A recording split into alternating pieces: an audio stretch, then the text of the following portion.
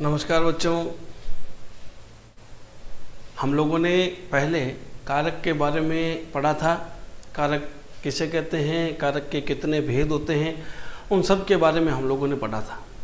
आज हम लोग उनके भेदों के बारे में पढ़ते हैं और भेद भी बड़े महत्वपूर्ण हैं। भेद बड़े महत्वपूर्ण क्यों हैं? क्योंकि मैंने आपको पहले ही बताया था कारक महत्वपूर्ण है। कारक क्यों महत्वपूर्ण है इसके बारे में आप लोगों को मैंने एक चीज़ समझाई थी कि कारक के बिना आप लोग कोई भी काम नहीं कर सकते, कुछ भी। राम, बाण, ये चीज समझाई थी ना उदाहरण देकर। रावण मारा, ये चीज मैंने आपको समझाई थी और इस चीज के आधार पर ही हम लोगों को अपने कारक को आगे बढ़ाना है। राम, बाण, रावण, ये चीज आप लोग कहेंगे ये वाक्य पूरा नहीं है, अधूरा वाक्य है। अधूरा वाक्य क्यों है? उसका सीधा सीधा कारण यही है कि इसके साथ विभक्ति चिन्ह जुड़े हुए नहीं हैं, परसर्ग जुड़े हुए नहीं हैं, कारक चिन्ह जुड़े हुए नहीं। एक ही चीज़ है तीनों ही, परसर्ग के दो, विभक्ति चिन्ह के दो, कारक के दो, एक ही चीज़ है। ये कोई भी जुड़ा हुआ नहीं है। राम ने बाण से रावण को मारा, विभक्ति चिन्ह आगे। विभक्ति चिन्ह करता क्या है? तो आप लोग देखते हैं कि जितने भी शब्द हैं उन शब्द के इस क्रिया के साथ उनका संबंध बिठाने का काम करता है। कारक क्या करते हैं? संबंध बिठाने का काम करता है। ये काम कारक का होता है। अब आप लोग आगे, मैं आप लोगों को सबसे पहले पहला कारक जिसके बारे में हम लोग अध्ययन करेंगे वो है कर्ता कारक। कौन सा है? कर्ता कारक।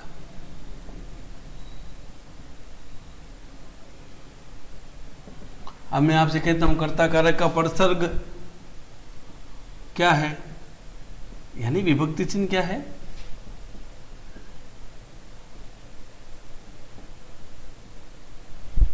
विभक्ति चिन्ह क्या है? कारक चिन्ह क्या है? तो आप कहेंगे ने। अब आपको समझना क्या है कि कर्ता कारक के साथ विभक्ति चिन्ह कौन आती है? ने आती है। तो कर्ता होता कौन है? तो क्रिया को जो करने वाला होता है। तो इसकी परिभाषा क्या है? संज्ञा या सर्वनाम का वह रूप, संज्ञा या सर्वनाम का वह रूप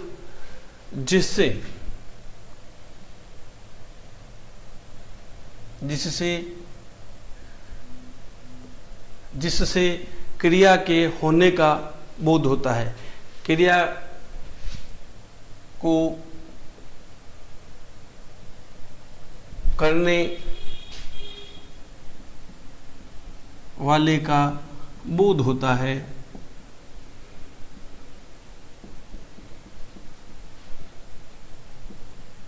उसे कारक कहते हैं। वो भी कौन सा कारक? उसे कर्ता कारक कहते हैं। केवल कारक नहीं कहते, उसे कर्ता कारक कहते हैं। आसान है, आप लोग खुद अपने ऊपर लेकर इस चीज को देख सकते हैं। कर्ता कारक को अपने ऊपर लेकर समझ सकते हैं कि मैं ऑनलाइन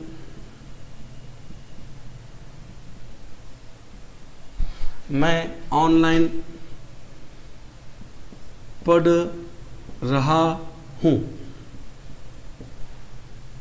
आप इसे अपने ऊपर लेकर देख सकते हैं। मैं ऑनलाइन पढ़ रहा हूं, तो क्रिया कौन है? क्रिया कौन सी है? पढ़ना। अब ये पढ़ने का काम, यानी इस क्रिया को कौन कर रहा है? इस कार्य को कर कौन रहा है? तब आप कहेंगे इस कार्य को करने का काम मैं कर रहा हूं। तो मैंने कहा था संज्ञा या सर्वनाम का वह रूप जिससे क्रिया को करने वाले का बोध होता है। तो किसका बोध हो रहा है? मैं कौन है? सर्वनाम है कि नहीं है?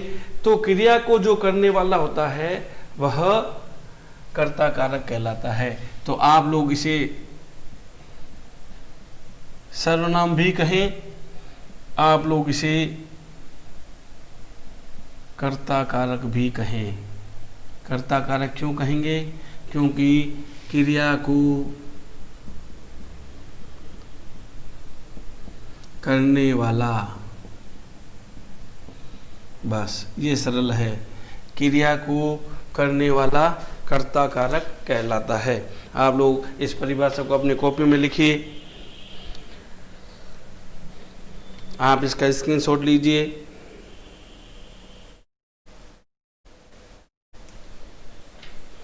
जल्दी से जल्दी आप लोग इसे लिखिए ताकि हम आगे चलते हैं। अब मैं आपको जो चीज़ समझाने वाला हूँ वह चीज़ आपको यह है कि आप लोगों ने देखा कि इस कर्ता के साथ इसका विभक्ति चिन्ह नहीं आया। आप लोग ये सोच रहे होंगे कि होता क्या है कि विभक्ति चिन्ह को देखकर भी हम कारक की पहचान कर सकते हैं, लेकिन दो ऐसे कारक हैं, ध्यान से सुनना और समझना। दो ऐसे कारक हैं, नंबर 1 तो है कर्ता कारक और नंबर 2 है मूल रूप से कर्म कारक। ये दोनों कारक की जो विभक्ति उसे शून्य माना जाता है। क्या माना जाता है? शून्य। अर्थात यह दोनों ही काल के अनुसार, किसके अनुसार? काल यानी टेंस, टेंस के अनुसार संज्ञा सर्वनाम के साथ आते हैं। कैसे? अब देखिए, मान लीजिए लिखा हुआ है मोहन ने शंख बजाया। क्या लिखा हुआ है? मोहन ने शंख बजाया। तो यहां आप लोग देखेंगे मोहन ने, मोहन के साथ कौन आ गया? ने विभक्ति चिन्ह आ गया, ने परसर्ग आ गया, ने कारक चिन्ह आ गया। तो मोहन ने शंख बजाया, बजाने का काम किसने किया? मोहन ने किया। जो कार्य को करने वाला होता है वह क्या कहलाता है?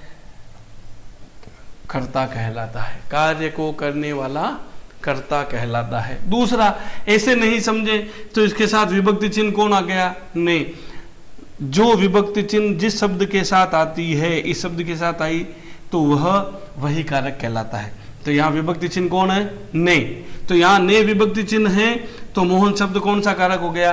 कर्ता कारक हो गया। तो मैंने अभी आपको बताया था कि कारक चिन्ह इसके साथ लगा नहीं, क्योंकि ये कौन सा काल है? वर्तमान काल। बजाया, काम पूरा हो गया, पहले पूरा हो गया, कौन सा है?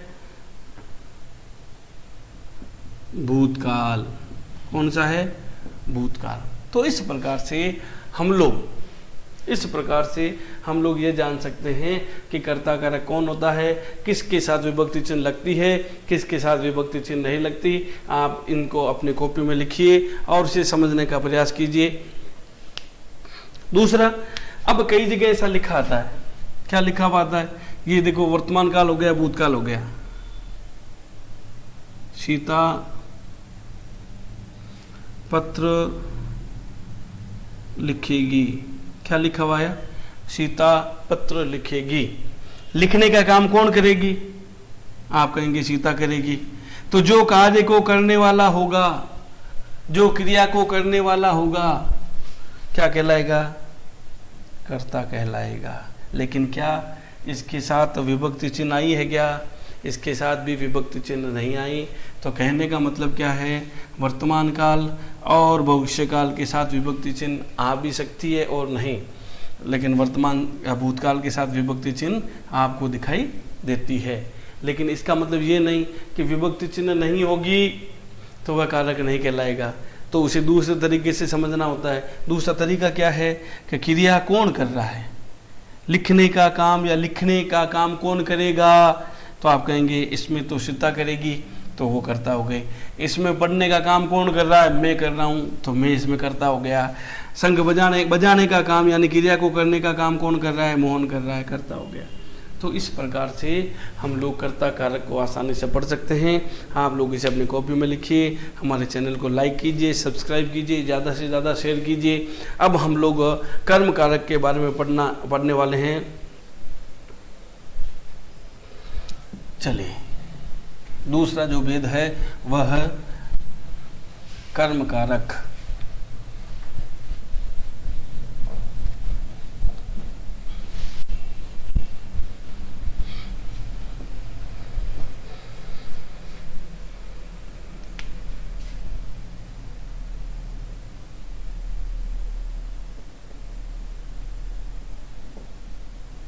कर्म कारक अब क्या होगा, परिभाषा देखिए, वाक्य की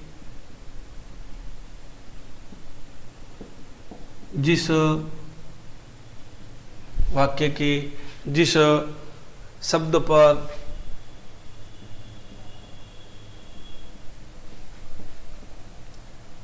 क्रिया का, ध्यान से समझना, वाक्य की जिस शब्द पर क्रिया का फल पड़ता है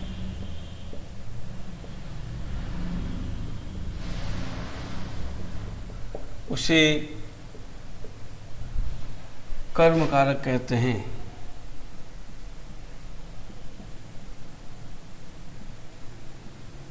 आप इस परिभाषा को अपनी कॉपी में नोट डाउन कीजिए, फटाफट लिखिए, जल्दी से जल्दी इस कॉपी में लिखिए।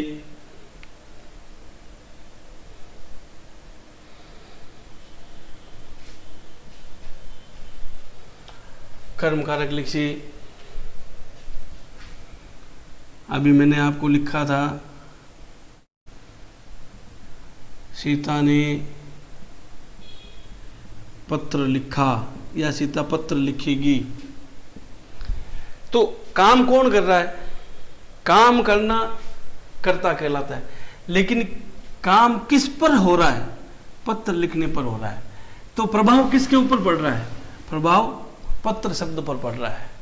तो जिस शब्द के ऊपर प्रभाव पड़ता है, क्रिया का फल पड़ता है, तो वह मूल फल क्या मिलेगा आपको? भाई लिखने का काम हो रहा है, किसके द्वारा हो रहा है? सीता द्वारा हो रहा है, लेकिन मूल चीज आपको मिल क्या रही है? अंत में क्या मिल रहा है? पत्र लिखना मूल काम है।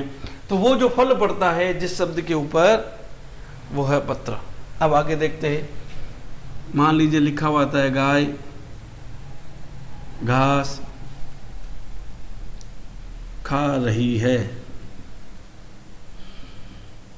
खाने का काम कर कौन रहा है? खाने का काम तो गाय कर रही है, लेकिन मूल काम क्या हो रहा है? क्या चीज खाई जा रही है? प्रभाव किसके ऊपर पड़ रहा है? घास के ऊपर पड़ रहा है। तो जब किसी भी शब्द का प्रभाव क्रिया का फल पड़ता है जिस शब्द पर, यहाँ पत्र पर पड़ रहा है, यहाँ घास पर पड़ रहा है। दूसरा इसको सरल तरीके से समझ सकते हैं कि भाई वाक्य के अंदर कर्म कौन सा है, हमें कैसे पता चलेगा? वाक्य के अंदर कर्म कौन सा है, यह हमें कैसे पता चलेगा? तो कर्म को ढूंढने का सबसे बढ़िया तरीका दो प्रकार से है। वो क्या है? प्रश्न बनता है, सीता ने पत्र लिखा, तो आप लोग क्या और किसको से प्रश्न बनाइए। क्या और किसको से प्रश्न बनाइए। कैसे बनता है प्रश्न? सीता ने यहां लिखी, क्या लिखा। जब आप यहां लिखेंगे क्या लिखा, तो आपको उत्तर मिलेगा पत्र लिखा। तो आपको सटीक प्रश्न बनना और सटीक उत्तर मिलना, वह कर्म की पहचान है। यहां पत्र शब्द कर्म हो जाएगा। गाय घास खा रही है, गाय क्या खा रही है, तो आपको उत्तर मिलेगा घास खा रही है। क्या से फिर प्रश्न बनाइए। जब आप इस प्रकार से करेंगे तो आपको कर्म की पहचान हो जाएगी। तो आप लोग आसानी से कर्म को भी पूरा कर सकते हैं। ये प्रश्न बनाना, मान लीजिए लिखा हुआ है, माँ बच्चे को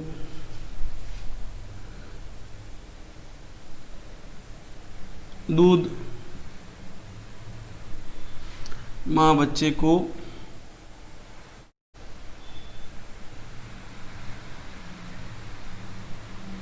पीट रही है, मान लीजिए ऐसा लिख दिया। तो अब आप लोग सीधा सीधा देख सकते हैं, पीटने का काम कौन कर रहा है?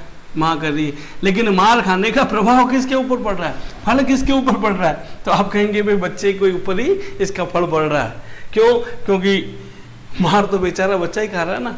तो इस प्रकार से जिसके ऊपर फल पड़ता है वह कर्म कहलाता है। दूसरा, बच्चे के साथ कौन आ गया? को विभक्ति चिन्ह आ गया। कौन आ गया?